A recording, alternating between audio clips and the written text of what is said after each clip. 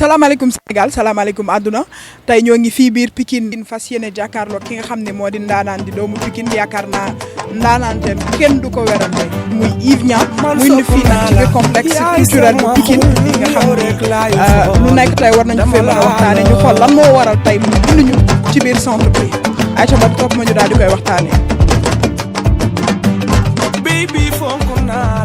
Aïcha gars comme niñ leen ko waxee rek gis ngeen ni li ma leen waxoon sànq ci buntu bi rek ndaanaan bi nga xam ne moo ñëw accueillir ñu muy Yves Niang grand Yves nuyu naa la. waa sama jigéen Fafa maa ngi lay ziar bu baax di kontaan ci yow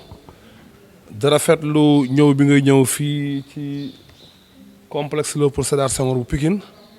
di kontaan ci yow di kontaan ci sa patron ndax sama xarit la yàlla moo ñu boole tey nag maa la dalal mais jàppal ni banlieue bépp ñoo la dalal waaw ndax ki la dalal macha allah mooy Pikine waaw.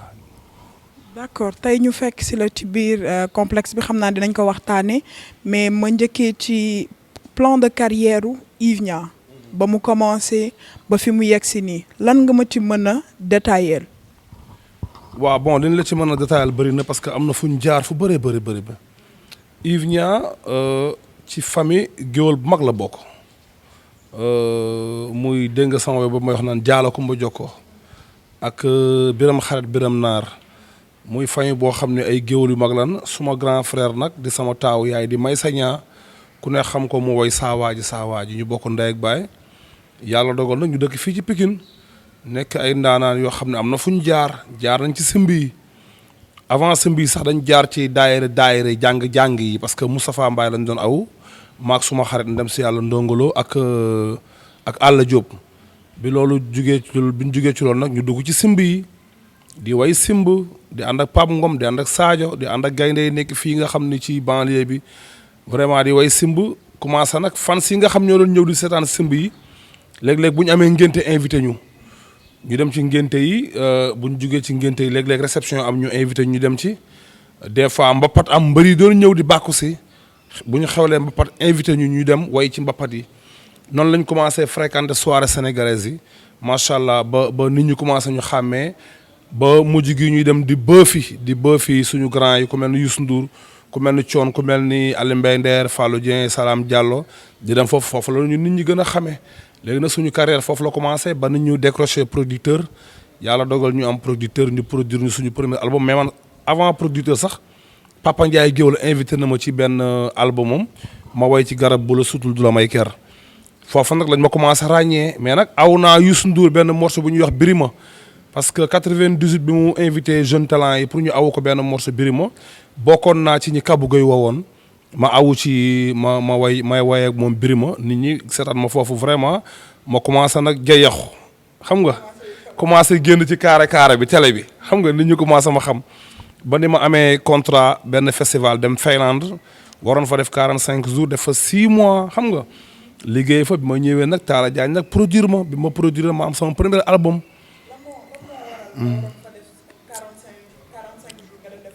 waaw parce que festival bi 45 jours loolu mais li ñu fa joué moom moo neex ba yeneen festival yi am ci yeneen dëkk yu ndaw yi na ñuy groupe bi bëgg nañ ñu jouaatal ñu ci lañ dem nag ñu yokkal ñu suñu visa ñu def fa 6 mois ñu toog fa liggéey ba nañ ñibbisee waaw. mais tey jii nii Yves yaa ngi nekk ci carrière boo xam ni ñu ci bëri kenn déggatul Yves tey ñu ne est-ce que dul Yves li mu dem nekk extérieur est-ce que xawul basculer tuuti ci carrière am. waaw xaw na ci bokk nag mais xam nga musique métier la te musique du da ngay génne benn album rek toog dëkk bi nga nekk c'est vrai que Sénégal moom la ñu am moom la ñu xam mais tey jii boo bëggee bokk ci artistes international yi il faut que nga génn il faut nga voyage boobu nag am na lu bëri loo ci mën a jàng loolu nag tey jii moo taxoon Yves Niang def benn recul am leneen lu mu jàngi dem naa dëkk yu bëri dem naa Angleterre dem naa ay Finlande Espagne France xam nga Allemagne dëkk yu bëri mais dama am leneen lu ma doon jàngi parce que way naa garab bu la sutul la may kër ba ñëpp xam ko ma way yaay ju baax a noppal doomu way Seydina Limaamu way jaala kumba jokkoo way loo barde ba rombuloo moom mu nekk ay morceaux yoo xam ni yàlla sutural na ba Sénégal ñëpp a xam morceaux yooyu xam nga ma am sama orchestre vraiment public bi nga xam ni fa laa dëkk Pikine gi fu ma tëgg ñu fekk ma fa may duy ay saal muy fees mais loolu doyul parce que bëri na ay waykat yoo xam ne Sénégal fi lañ dëkk xam nañ leen yàgg nañ duy ay saal nit ñi xam nañ leen carrément mais buñ toogee fii rek dugguñu déggiwuñu frontière dem ci yeneen dëkk non après seen musique ala kulli allen dafa am fu muy yem day limité wu. Yves Niang nag boo gisee muy chercher niveau international bi di génn di voyage yi di reculer tuuti ba kenn du ma gisati pour mën a jël sama musique man ko jaay sur le plan international moo tax ma def recul boobu waaw. est-ce que dem côté international est-ce que yéexoo ko def tamit. bon xam nga doo wax ni du ma wax ni yéex naa ko def du ma wax ni teel naa ko def parce que gis nga artiste jàng du wees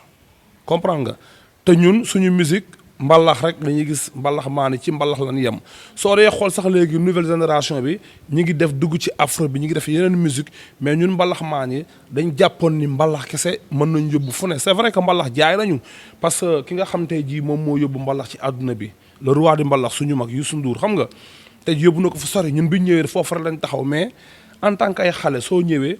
war nga xool leneen parce que moom bi mu ñëwee ay salsa la fekk vraiment ay tango yeneen musique la fekk fii xam nga mais dafa ñëw créer mbalax xam nga fexe ba jaay mbalax bi mais ñun tey jii gëstu nañ ci mbalax bi liñ ci war a gëstu mais bëgg nañ jël mbalax bi mélanger ko ak yeneen but yoo xam ne ëllëg mën nañ ko jaay sur le plan international c'est vrai focaliser wu nañu ci mbalax bi xaw nañ fa jël temps tuuti mais nag jàng pour man jàng du wees daal xam nga jàng nañ beneen métier boo xam tey jii nag moom la ñuy booleeg mbalax bi war ko wan àdduna te foofu la ñu nekk instant bi nii. est-ce que tey ak li nga jël côté international bi est-ce que du xaw a am problème pour nga fël ci dëgg ak xale yi nii bu xante bi ni mettee. non xale yu bëri nekkuñu ci international bi te foofu laa leen invité parce que li naan garab ca kaw lay fekkante moment bi toll naa ci samay âge toll na ci parce que boo dee xool ku mel ni Cheikh Lo ku mel ni Ismaïla Lo ku mel ni Baba Maal. ku mel ni Youssou Ndour seen âge say ji ak suñu âge bokkul xam nga te ñi ngi sur le plan international dafa def lañ fa war a def tey ji man fi ma toll nii ak li ma mën a way ci mbalax jaar ci traditionnel bi jaar ci sëmb yi jaar ci ngénte yi jaar ci kii bi international du afro rek c'est vrai album bi am na benn morceau afro mais musique internationale du afro rek ay jazz a ngi ci xam nga blues mi ngi ci afro mandeng baa nga ci traditionnel baa nga ci mbalax baa ngi ci loolu lépp bu nekkee ci yow nag di nga bëri ci milieu yooyu dem parce que am na bu dee yenn concerts yi peut-être ay ñoom Davido ñoo fa ne ak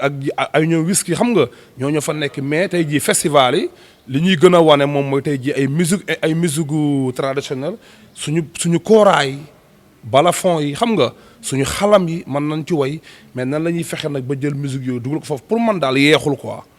waaw. mais tey par rapport ak sa clip bi nga xam ne moom nga mujjee génnee tey jii nii benn Yves Niang bu bëgg na dellu jeune lañ fa gis parce que soo tuddee ay ñoom Cheikh Lo ak ñoom Souleymane Faye tey bëgg di référé wu ci ñoom foofu différence daf fay am parce que dañoo gis ni Yves yëfu booy la indi foofu. man toujours jeune Yves Niang toujours jeune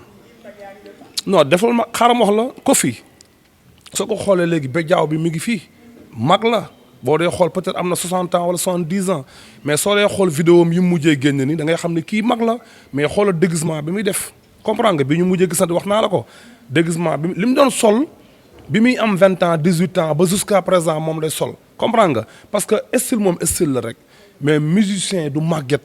ndaanaan du màgget comprendre nga am na benn maire bu dëkk Kaver xaw ma Césaria noonu la tur xam na bi muy am 70 ans lay doog a génn album xaw ma 60 ans comprendre nga te pourtant album boobu wër na ci àdduna man dama jàpp ni lépp looy def artiste Moussa Ngom wax na ko artiste bu fonkee liggéeyam du daanu te ñun foofu lañ nekk waaw. mais actuellement comme ni ma ko waxee woon nan nga gisee musique sénégalaise bi ak xale yu jigéen ak xale yu góor yi nga xam ne ñi ngi ci musique bi ak booy banlieue yi nga xam ne dañoo bëgg a percer. waaw ni ma ko gisee neex na xale yi vraiment ñu ngi ci yoon bi ñu ngi liggéey li ñu war a liggéey ñu ngi wane seen bopp banlieue bii nga ma fekk tey jii parce que tey jii mënoon naa la wax ñëwal sama kër ñu def fa émission bi mais boo gisee ma préféré ñëw ci complexe culturel bi Léopold Sédar Senghor Pikine tey jii ay nit leen yoo xam ni fii lañ juddoo fi lañ màggee fekk fi baax jàng fi musique ba àdduna xam ñu tey jii am na li tax tey jii ma invité leen fii parce que dafa am beneen vision bu ñu am comprendre nga. pour bëgg a jël musique bi percer ko mélanger ko yeneen rythme pour jéem a jaay suñu musique surtout ñun waa banlieue 16 communes d'arrondissement bi man foofu laa nekk te voilà fa laa bëgg a invité sama rakk yi même suma grand frère yi sax xam nga ci laa bëgg a invité pour ñu jël musique bi mbalax bi neex na fi ñu ko yóbbu neex na xale yaa ngi way lu neex ñu ngi sol lu rafet ñu ngi duy saal yi nit ñi bëgg nañ leen mais war nañoo sàcc suñ bopp jéem a bokk ci concurrence bi am ci àdduna bi war nañu wuti ay prix RFI xam nga war nañ def ay festival war nañ am Grammy Awards mais yooyu du mbalax bi kese moo ñu ko mën a may c'est vrai que yàlla mën na def ñu am ko Youssou Ndour tey jii mbalax lay def mais beneen morceau xam nga moo ko may disque d'or comprendre nga Kumba Gawlo am na disque d'or ci pata xam nga ma wax ak waa Biddew bu bees am na disque d'or ci benn américain buñ àndoon bokk mu sonxuma mais ñun war nañ mën a am suñuy son ñu mën di gagner ay prix comprendre nga am suñuy morceaux yoo xam dafay jaay dugg ci plateforme yi comprendre nga mën na ñu mën a jël musique bi yóbbu ko sur le plan international bokk ci festival yi bokk ci prix yi léegi nag loolu man foofu laa nekk te palaay invité suma rakk yi pour ñu def fa moo tax ma def recul ngeen fekk ma fii ci complexe bi studio ngi fii am nañ fu ñuy répété am nañ ay bureau créé benn collectif boo xam ni bâche bi na suñu ginnaaw nga xam ni boo dee xool tey ji presque ay 400 artistes ñu ngi ci ñu nekk di préparer beneen musique bu war a ñëwaat ci àdduna bi beneen liggéey boo xam ni banlieue bi ñoo ko war a wane yàlla jiital ma ci nag waaw. loolu dinañ ci ñëw mais tey Yves ak ci li nga nekk nii est-ce que tey jii nii sa communication ak sa staff est-ce que ñu ngi ciy bay waar bu am solo parce que tey àdduna bi tout est informatisé tey est-ce que dëggantaan parce que ñoo ngi gis ak Covid bi gars yi ñi ngi doon def ay live seen kër yow tax gisuñu la ci loolu. waaw non man dama nekkoon ci album international. parce que bu ñu paree peut-être di ngeen dugg xool studio bi gars yi def live yi man dafa fekk may enregistré sama album international mais ci loolu ci biir album bi may enregistré bi Covid bi amee fexe naa ba waxtaan ak suma xarit Matador mu ubbil ma studio bi ma invité chanteurs yi ci banlieue bi ñoom Thiat Seck Baba xam nga Baba Diallo vraiment xale yi ñoom Sidi Diop ñoom Seka Lëmbalu Naar ñoom Pagaay Mbay artistes yi nekk ci banlieue bi yëpp ma invité la muy 21 chanteurs ñu def benn morceau boo xam ne fii génne nañ ko bi ñu ko génnee joxe nañ ko comprendre nga bu weesoo loolu dem naa ci maire waxtaan ak moom ba mu jox ma ay locaux fii ma dajale artistes yi xooli mag ñi xoole xale yi xoole ndaw ñoom ñëpp dajale leen fii pour ñu liggéey ak Covid bi nii nag li ñu bëgg a liggéey yëpp mënaguñ ko wane mais nag ñi ngi def ay séances de travail yoo xam ñu ngi waxtaan suñu biir xool suñu planning nan la ñuy tëralee pour mën a liggéey quoi ci loolu lañ nekk instant bi nii. mais tey ak li ñu la joxee nii centre culturel bi man dama for ci wéewu ma forati ci wéewu bay ñu ne. nee nañ Yves dafa ci li mu yëngu nii ci politique la ko jëmee. waaw c'est vrai que ki ñu jox lii politicien la mooy maire Pikine may profité di ko nuyu ndax feccum liir bu neexee yaay jëm mu téye ca mbagg ya mais lii dafa fekk ñun ñu nekk fii di enregistré suñu album international. mbas mi dugg ci dëkk bi ma invité chanteurs yi comprendre nga ñu ñëw way benn morceau man ne nañ ko seeti parce que moom mooy kilifa dëkk bi mu ñëw participer ci morceau bi invité artistes yi yaa ngi dégg ñu créé suñu mbir nekk ci mu ñëw pour teg ñu loxo pour jàppale ñu pour ñu dem jox ñu ay bureau yombal ñu lépp te ñu ngi koy ñaanal mais ëllëg mën na jóge fi sax te lii day continuer comprendre nga kon lii nii du mbiru politique lii mbiru liggéey la suñu carrière la ñuy defar suñu musique bi la ñuy defar mais defaruñ ko pour politique xam nga wax du ñàkk nag politiciens yi ñun ak ñoom ñoo bokk lii parce que tey jii ku la jàppale yaa ngi dégg defal la ba nga am ay bureau may la occasion boo xam ni tey jii mën ngeen dajaloo fi di liggéey teg ay festival teg académie musique créé benn orchestre régional boo xam tey jii banlieue bépp ci bokk du ñàkk ñu koy delloo njukkal mais fii ku ci ne sa intérêt bopp moom moo tax nga ñëw fi nii waaw. il faut que mu leer. parce que tey benn Mame Gor Diazaka xam nga mi ngi politique ku ne xam na fa mu féetee mais tey Yves indi nañ la ci biir centre culturel bii nii teg la fi est-ce que Yves dina politique yi wala du politique man foofu laa bëgg nga tontu ma en fait parce que VAR dafa am. man am naa droit politique parce que tey jii suñu mag yi nga xam ni ñoo nekk ci art bi ñu ngi politique comprendre nga doomu aadama bu ne am nga droit politique su ma neexee damay politique. yaa ngi dégg mais lii ñu yor nii duñ ko politiquer parce que lii ay carrière jàmbur ñoo ci nekk te man ak nit ñi bokkuñu vision boo dee xool 16 communes d'arrondissement artistes ci nekk nga wàññi indophile yi naar yi pël yi bambara yi soose yi xam nga reggae maan yi ñuy def acoustique fecckat yi ñuy tëgg tama bongo maan yi taasukat yi fi nekk yëpp collectif bu am doole loolu mënoo ko jël di ko politiser comprendre nga ku ci ne am nga droit def lu la neex Yves Niang bu ko neexee politique mais lii nga xam dañ ko yor duñ ko politiquer suñu carrière daf ci nekk waaw. mën nga ñu présenter exactement association bi lan mooy base bi ak lan mooy fondement bi exactement. association bi dañ ko créer parce que banlieue bi dafa bëri ay talent biñ ko ci biir mbas mi ni lañ ko créer nii ci 2020 bi lañ ko créer mbas mi nag am na ñu koy méttitlu mais tey jii regroupement bi ñu def nii ginnaaw yàlla ci lañ ko amee peut-être yàq na mais am na lu mu defar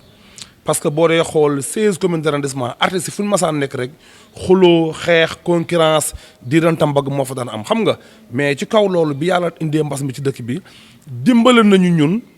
ba ma am xelu ni naa woote créer benn morceau boobu ma créé tey jii moom moo jur collectif bi te macha allah ñëpp wuy si nañ ci ndax boo dee xool suñu mag yi nga xam ne peut-être am nañ 60 ans 70 ans dëkk ci banlieue bi nekk ay musiciens yu mag dem fu ne ci àdduna bi comprendre nga façon instrument yi yoo sax man am joo xam ne man xaw ma ko ñuy dem fu ne yor seen musique tey jii ñu ngi toogoon jàpp seen jàmbur rek mais Yves Niang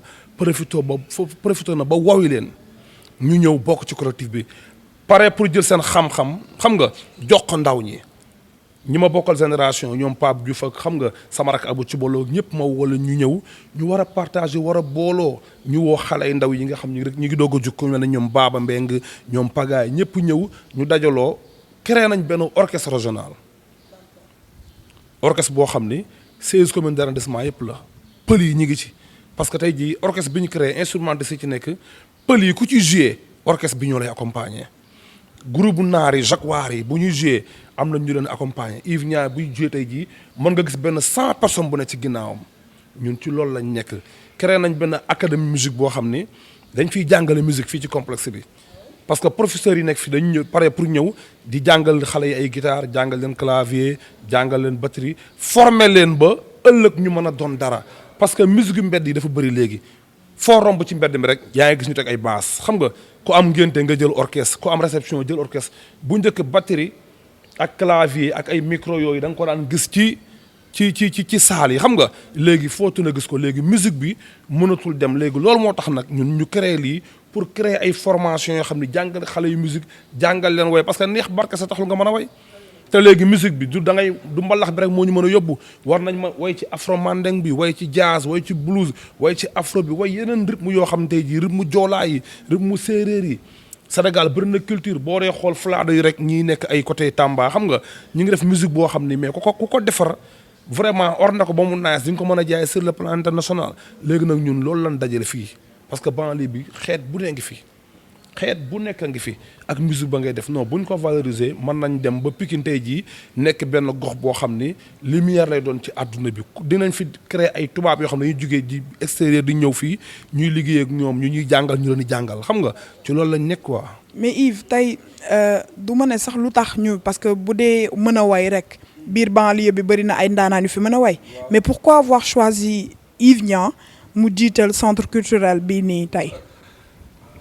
mais am na ay booy la fi daa ko woy bu leen neexee waaye maay seen mag xam nga maay seen mag yàlla daf ma dimbali tey jii boo nee banlieue rek ni Yves Niang ak Ndongo Lo parce que ñun nag bëri na ay waykat yi fi juddoo màgge fi mais ñun ñoo njëkk a osé comprendre nga gëmloo waa adduna bi ak waa Dakar ak fu ne xamal leen ni Pikine tey jii bu njëkk beneen image la ñu doon xoolee mais man ak moom ak Tyson tey jii ñi gën a wane Pikine ci lañ bokk comprendre nga dañ daan nekk ci simb yi ak ngénte yi di way mujj gi ñu dem ci soirée sénégalaise mujj gi ñu génne ay album xam nga taxawal suñu orchestre di woote ravin ak bidéew bi waa Dakar di baal si ñuy gis beneen image Pikine di sol yëre rafet di ñu fekk si comprendre nga ndaanaanu Dakar yi ñëw di ñu seetaan si ba xale yu ndaw yi nga gis tey jii yëpp tey jii ñuy way ci loolu lañ xool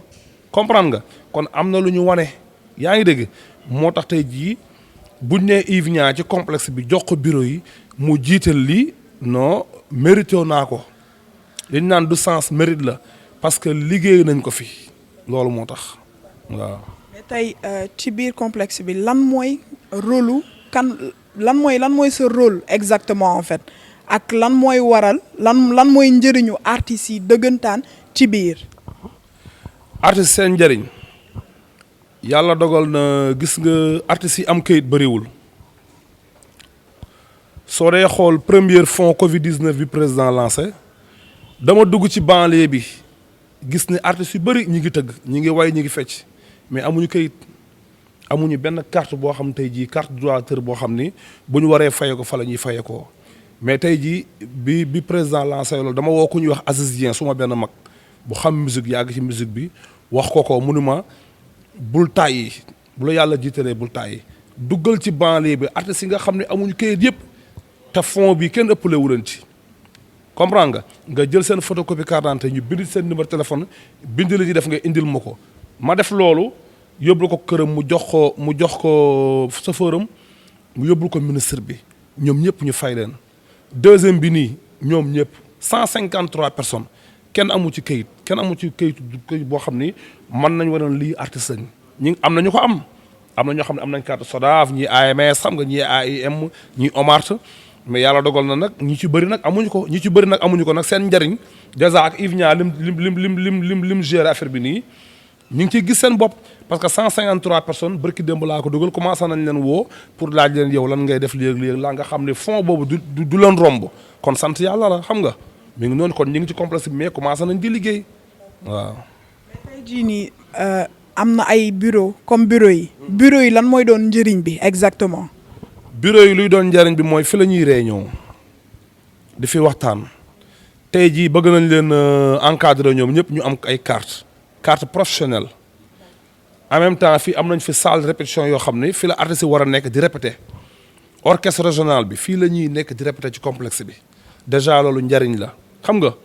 académie musique bi fii lay am ci complexe bi fii la ñuy ñëw di jàng guitare di jàng way di jàng tëgg di jàng batterie di jàng lépp fi lañ ko nar a jàngee xam nga festival yi nga xam dañ koy pare pour nasa ko nocci fii lañ koy waxtaanee lu ñu war a woon àdduna fii ci complexe bi lañ koy waxtaanee kon tey jii loolu mooy njariñu collectif bi waaw. mais tey ak collectif bi est-ce que tey mën na assurer benn artiste boo xam dafa feebar parce que gis nañ ni artistes yi ci banlieue yi ñu magal wala ñoom ñàkk magal ñu bëri ñi ngi am ay feebar ñu leen di ketal est-ce que tey complexe bi tey jii di mën na am benn assurance bu mu leen di garantir. waaw non suñu liggéey loolu incha allah sóoraale nañ ko ci parce que ku créé collectif boo xam ne 16 communes d'arrondissement ñi ngi ci du fecc ak way kese la ñuy def ñu ngi sóoraale loolu social bi mi ngi ci biir comprendre nga tey ji ku feebar ñaanuñu yàlla sax kenn feebar mais dinañ ko sóoraale benn mutuelle boo xam tey ji ku feebar wala sa doom feebar wala nga am dëj wala nga am ngénte xam nga yooyu yëpp nga am ko wala nga takk jabar wala nga am doom loo mënti am rek tey jii collectif bi dina la accompagner ci lépp comprendre nga tey jii loolu njariñ boobu rek déjà mi ngi ci ñaanuñ yàlla ko feebar mais tey jii fas nañ ñun dem ba am suñu fond boo xam ni balaa kenn feebar sax dinañ la mettre bonne condition waaw. mais pourquoi kon ñu doon wax ci période du Covid bi que ni ay saaku ceeb ak ay yooyu ay dëwlin lañ doon joxe te am na artistes yoo xam sax jotuñu te yow nee nga ci fonds yi jot nañ te artistes yu bëri am nañ. non maire 21 personnes yi nga xam ne ñoo participé ci affaire bi ñoom la calculer ñaata lañ mu jël loolu ci ay ceeb jox leen comprendre nga. calculer ñaata la mu jël quelques millions teg ko sama loxo comprendre nga Matador nit ku baax la mënuma Yves même boo dee ñàkkal mais na ñëpp am te ñëpp tolloo amul xale amul mag amul ndaw na ñëpp tolloo ki awoog technicien bi fii ñu yor caméra yeeg ñëpp a tolloole parce que ñoom ñëpp a participé ci morceau bi comprendre nga noonu lañ koy doxalee ceeb bi noonu diwlin bi noonu meew yi noonu sukar yi noonu ñëpp a tolloole ñun noonu la ñuy doxee fii amul mag amul xale amul Yves Niang amul Pape Diouf amul kii amul baaba ñëpp a maase ñëpp bokk li ñuy def ñun noonu la ñuy doxalee. mais tey comme ni ñuy jëwee tey artistes yu Pikine yi ñu ne dañuy bu caméra tàkkee ñoom ñëppay juboo waaye suuf caméra yi fayee ku nekk jël sa yoon. waaw lan ngay wax ci loolu. waaw peut-être xam nga yow loolu am na ci artistes yëpp du banlieue rek mais tey jii ñun lii ñu def ni tey jii dinañu permettre ba yooyu même bu amoon dina dañ ay artistes fu ñu nekk. ku ne bëgg raw sa morom ku ne bëgg a gën a siiw ku ne bëgg a gën a am xaalis xam nga fu mu nekk tendance dina am te fa amul tendance neexul mais ñun ñi nga xam ne ñoo dëkk ci banlieue bi ak li ñu taxawal nii moom moo ñuy permettre ëllëg ñu bokk ndey ak baay juboo bàyyi xiiroo bàyyi ŋaayoo comprendre nga yooyu ñu wax naan bu caméra yi tàkkee ñu juboo bu fayee ñu dëngoo même bu amoon fii dootu fi am parce que ñun ni ñu booloo nii mag ñi nekk ci xale yi nekk ci ndaw ñi nekk ci góor ñu nekk jigéen nekk ci même bu tendance waree am sax collectif bi dinañ xool nu ñu koy defaree ba loolu dem am na nu ñu koy gérer daal ñun waaw. mais Yves en tant que ancien nga nekk Yves nag xale yi ñu ngi lay Yves nag xale ñu ngi lay Yves xale ñu ngi lay waaj a yóbbu retraite nag nangu rek d'accord mais tey ak xale yi style bi nga xam ne moom lañ adopté ci musique bi di ko gérer lan moo ci sa opinion. style ban style. style bi ku ne gis na ni fan yi semaine bii nii li fi xew yëpp defante yeeg entre Sidi Diop Wally Seck Tarba Mbaye ak Bambale ak ñoom ñëpp. waaw ñooñu dañuy doog a jug dañuy wane seen bopp xam nga sama benn mbokk woykat Papa Ndiaye Coppe dañ lu la romb xel ma gaaw ba mu jugee yàggul ñoom ñu ngi doog a jug noonu lañ mën a def pour nit ñi xam leen c'est normal. est-ce que nit ñi def pour ñu xam ne est-ce que arrangé na leen. am na benn boo xam ne moom rafetlu ma ko mooy pompe à gaz bi ñu dooroon ci boîte bi loolu moom vraiment rafetlu ma ko quoi parce que lu ngeen mënti def nag parce que nit mën na fa ñëw amee asthme wala mu am tension wala mu am dara boo fa dóoree pompe nit mën na fa dee xam nga te loolu moom vraiment man d'accord ma ci loolu mën nañu ku ne mën na wane sa bopp parce que ci way bi mais benn Sidi Diop bu ni der benn Thiat Seck bu ni der benn Cheikh mu sëñ Babacar ni der benn Baba ni der benn Mour Samb ni der way lu neex foofu la ñuy juger comprendre nga def benn vidéo bu nice teg moo nit ñi defuñu melomaan yaa ngi fi foofu la ñu war a concurrencer ku ci ne wane sa bopp mais pas xeex pas xuloo pas rayante loolu moom vraiment man kontaanuma ci quoi waaw. ayca Grand Yves l'émission tire à sa fin lan ngay tàggatoo. li may tàggatoo rek moom mooy di gërëm directeur complexe bi Ala Seck di gërëm ñëpp ñi fiy liggéey di profité di jaale Leyti Fall yaayam dafa gaañu mu nekk fii ak ñun vraiment di jaale suma président staff Oumar Khari yaayam dafa gaañu. di nuyu Matador bi fi nekk ak Idrissa Thiam bi ñuy liggéeyal fii ak waa rajo bi di ñaanal maestro Biram Ndaw yàlla wéral ko parce que ay bëtam dafa sëgg te gis na ku ne gis na li mu liggéey ci banlieue bi di rafetlu ñëw bi ngeen ñëw fii di wax nag ni ñi ngi tàllal loxo bépp partenaire bu nekk 16 communes d'arrondissement yi parce que sociétés yi ñi ngi fii wër ñu te comme ñi ngi jëm ci ay festival jëm ci ay produits xam nga bëgg a produire ñëpp am vidéo ñëpp am ay clip bëgg a teg ay festival soxloon nañ société yi ne ci banlieue bi ñu ñëw accompagner ñu xam nga di tàllal loxo banlieue bi nag ñëpp ñëw jàpp ci macha allah fi lañ ko yemale ndax noddu gaa ngi noonu di ñëw di kontaan ci ñëw bi ngeen ñëw fi di leen ubbil bunt nag di wax ne ñun partenaire lañ ak yéen incha allah parce que artistes yi nekk ci banlieue bi bëri nañ te incha allah bëgg nañ ku leen wane te tey jii man sama projet sama objectif tey jii mooy bépp artiste bu ne ci banlieue bi nga gis sa bopp ci musique bi ngeen def kon ñu mel ni yéen média bi daf ñuy permettre tey jii ñu mën a jaay suñu bopp kon nag yéen bokk ngeen ci premier partenaires yi ubbil nañ leen buntu wasalaam waaw. bon gars yi nii lay demee ah saa su ne seen émission 26 avec ñu am mbégte ak contentement àndaat ak yéen di leen wax di leen jox dig daje beneen numéro 26 avec incha allahu rabbi biir Starac lay xewee jaa ngeen jëf.